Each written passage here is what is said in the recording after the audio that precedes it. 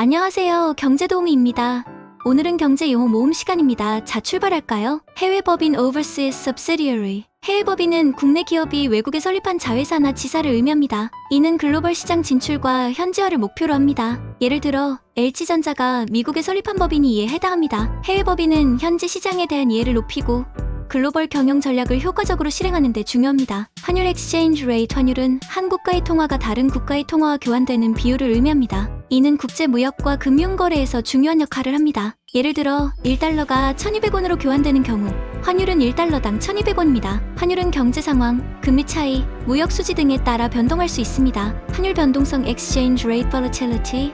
환율 변동성은 환율이 일정 기간 동안 얼마나 변동하는지를 나타내는 지표를 의미합니다. 이는 외환 시장의 불확실성과 리스크를 반영합니다. 예를 들어 특정 기간 동안 원달러 환율이 크게 변동하면 환율 변동성이 높은 것입니다. 이는 국제 무역과 투자 결정에 중요한 영향을 미칩니다. 환율 위험 exchange rate risk. 환율 위험은 환율 변동으로 인해 발생할 수 있는 손실 가능성을 의미합니다. 이는 국제 무역과 해외 투자의 중요한 리스크 요인입니다. 예를 들어 수출 기업이 환율 변동으로 인해 수익이 감소하는 경우 환율 위험이 발생한 것입니다. 환율 위험은 해지 전략을 통해 관리할 수 있습니다. 환율 조작국 currency manipulator. 환율 조작국은 자국의 통화 가치를 인위적으로 낮춰 수출, 경쟁력을 높이는 국가를 의미합니다. 이는 국제사회에서 무역 불균형을 초래할 수 있습니다. 예를 들어 한 국가가 대규모 외환 시장 개입을 통해 자국 통화 가치를 지속적으로 낮추면 환율 조작국으로 지정될 수 있습니다. 이는 국제 무역 분쟁을 초래할 수 있습니다. 화폐 공급 money supply. 화폐 공급은 경제 내에서 사용 가능한 총 통화량을 의미합니다. 이는 중앙은행의 통화 정책을 통해 조절됩니다.